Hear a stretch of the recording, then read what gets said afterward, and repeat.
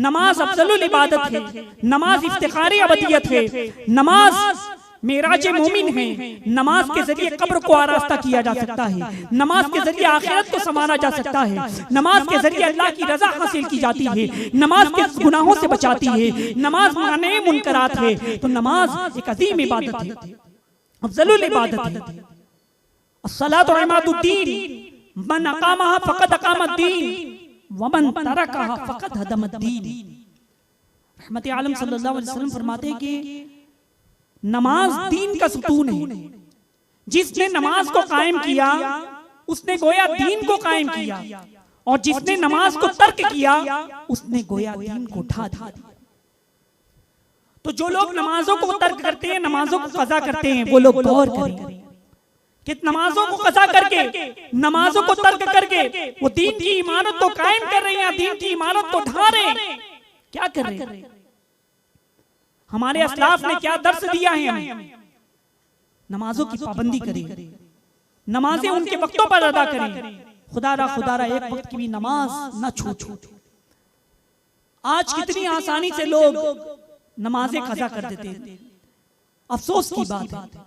मैं आपको बताऊं कि एक वक्त की नमाज अगर कज़ा हो जाए तो उसका कितना नुकसान होता है। कि आका अलैहिस्सलाम ने फरमाया कि एक शख्स है, उसके घर में आग लगी, जल करके तबाह हो गया। माल था, माल भी जल गया, दौलत थी, दौलत भी जल गई, घर वाले, बीवी, बच्चे, अजीज व अकारीब सब लोग जल करके खाक हो गए, सब तबाह हो गया। तो ये दुनिया का कम नुकसान है, लेकिन अगर किसी ने एक वक्त की नमाज कज़ा की तो इससे ज्यादा नुकसान उसका आखिरत का होता है। बताओ मुसलमानों, ये कितना बड़ा दुनिया का नुकसान है कि एक शख्स का घर तबाह हो गया, दौलत तबाह हो गई, माल खत्म हो गया, सब बीवी बच्चे सब खत्म हो गए। तो ये दुनिया का नुकसान आका अलैहिस्सलाम ने फरमाया कि ये कम है, लेकिन एक नमाज छोड़ने की बुनियाद पर आखिरत का इससे ज्यादा नुकसान होता है। हम है कि नमाजों को कज़ा कर रहे हैं, नमाजों को पामाल कर रहे हैं, नमाजों को उनके वक्तों से छोड़ दे रहे हैं। नमाज कज़ा करने की बुनियाद पर कल बरोज़े क़यामत रब ने फज़ल ना फरमाया तो उसे जहन्नम में डाला जाएगा। जब जन्नती जन्नत में चले जाएंगे, जहन्नमी जहन्नम में चले जाएंगे, तो जन्नती लोग जहन्नमी से पूछेंगे कि तुम्हें किस अमल की बुनियाद पर जहन्नम में डाला गया? तो जहन्नमी जवाब देंगे, लम नको मिनल मुसल्लीन, हम नमाज नहीं पढ़ते थे, हम नमाज नहीं पढ़ते थे। मुसलमानों, नमाजों की पाबंदी करें, नमाजें उनके वक्तों पर अदा करें। नमाज और कज़ा करने की बुनियाद पर मैं आपको बताऊं कि जो बंदे मोमिन नमाजें कज़ा करते हैं, जो बेनमाजी है, कब्र में उस पर एक सांप मुसल्लत किया जाएगा, एक अज़दहा मुसल्लत किया जाएगा, जिसका नाम है अशजउल अक़रा, जिसके दांत लोहे के होंगे, उसके नाखून 500 साल की मसाफत के बराबर होंगे। यानी एक बंदा अगर सफर करे तो 500 साल तक जितना सफर तय करेगा उतने लंबे उसके नाखून होंगे। और जब वो शख्स बेनमाजी को डंक मारेगा तो बेनमाजी बिल्कुल तहतुस्सरा में चला जाएगा, जमीन की बिल्कुल निचली तय में चला जाएगा। फिर अपने लंबे लंबे नाखूनों से निकालेगा तो एक मर्तबा डंक नहीं मारेगा, बल्कि रावी बयान फरमाते हैं कि जिसने नमाज फज्र कज़ा की होगी तो फज्र से लेकर ज़ोहर तक मारता रहेगा, जिसने नमाज ज़ोहर कज़ा की होगी ज़ोहर से लेकर के असर तक डसता रहेगा, जिसने असर की नमाज कज़ा की होगी तो असर से लेकर के मगरिब तक डसता रहेगा, और जिसने मगरिब और इशा भी कज़ा कर ली तो मगरिब से इशा और इशा से फज्र तक डसता रहेगा, मारता रहेगा। गौर करने का मकाम है मुसलमानों कि दुनिया का जो सांप है उसके दांत तो लोहे के नहीं, लेकिन अगर किसी को डंक मार ले तो उसका जहर ऐसा होता है कि वो उससे जहर की वजह से हलाक हो जाता है, उसके जख्मों की ताब नहीं लाता, दर्द की ताब नहीं ला पाता, जहर पूरे जिस्म में चढ़ जाता है। तो अशजउल अक़रा जिसके दांत लोहे के हैं वो बेनमाजी को कितनी डंग मारेगा।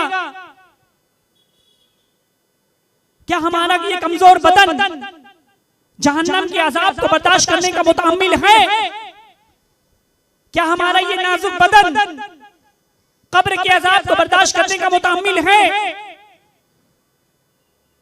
नहीं नहीं, हम तो दुनिया की कोई तकलीफ गवारा नहीं होती वो बर्दाश्त नहीं कर सकते, तो अज़ाबात कब्र कैसे बर्दाश्त करेंगे, अज़ाबात जहन्नम कैसे बर्दाश्त करेंगे, हश्र की हौलनाकियां कैसे बर्दाश्त करेंगे। तो मुसलमानों नेक बन जाओ, मुसलमानों नमाजों की पाबंदी करो, नमाजें उनके वक्तों पर अदा करो।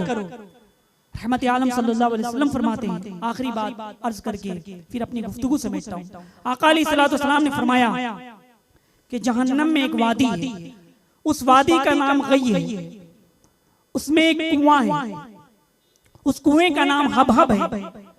जब जहन्नम की आग बुझने लगती है तो अल्लाह तबारक व तआला उस कुएं को खोलने का हुक्म देता है। जब हबहब नामी कुएं को खोला जाता है तो जहन्नम की आग जिसकी तपिश कम हो रही थी उसकी तपिश में फिर बदस्तूर इजाफा हो जाता है। और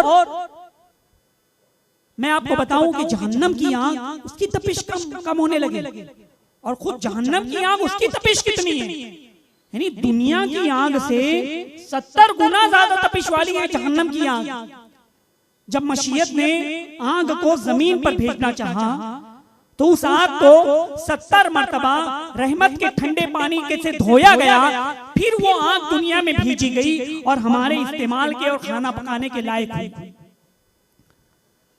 जब ये दुनिया की आग में हमारी उंगली चले जाए या हाथ चला जाए या कपड़ा चला जाए तो चल करके राख हो जाएंगे। तो बताओ मुसलमानों, जहन्नम की आग वो दुनिया की आग से 70 गुना ज्यादा तपिश वाली है। जब वो बुझने लगे तो आका करीम सल्लल्लाहु अलैहि वसल्लम फरमाते हैं कि हबहब नामी कुएं को खोला जाता है। उस कुएं को खोलने के सबब से जहन्नम की तपिश जो कम हो रही थी फिर बदस्तूर भड़कने लगती है। तो बताइए, सोचिए कि उस कुएं में कितनी तपिश होगी, उस कुएं में शिद्दत तपिश का क्या आलम होगा, हम और आप इसका अंदाजा नहीं लगा सकते। मेरे आका अलैहिस्सलाम ने फरमाया कि वो कुआं बेनमाजियों के लिए बनाया गया है, वो कुआं जानियों के लिए बनाया गया है, वो कुआं माँ बाप को तकलीफें पहुंचाने वालों के लिए बनाया गया है। तो मुसलमानों गौर करो कि जो बेनमाजी हैं, जो नमाजें नहीं पढ़ते, हबहब नामी कुएं में, गई नामी वादी में जो कुआं है उसमें डाले जाएंगे। जो नमाजों को कज़ा करते हैं, जो नमाजों को छोड़ते हैं। लिहाजा मुसलमानों, मुहर्रम का महीना है, इमाम आली मकाम इमाम हुसैन रज़ियल्लाहु तआला अन्हु का जिक्र सुनने के लिए हम और आप यहाँ पर जमा हुए हैं, उनका तज़किरा खैर हम कर रहे हैं। तो उनकी जिंदगी पाक से भी हमें क्या दर्स मिलता है कि करबला की सरजमीन पर 72 तख्त जिस्म पर लगे हुए हैं, लेकिन जब नमाज का वक्त हुआ तो इमाम आली मकाम इमाम हुसैन रज़ियल्लाहु तआला अन्हु ने नमाज अदा की है।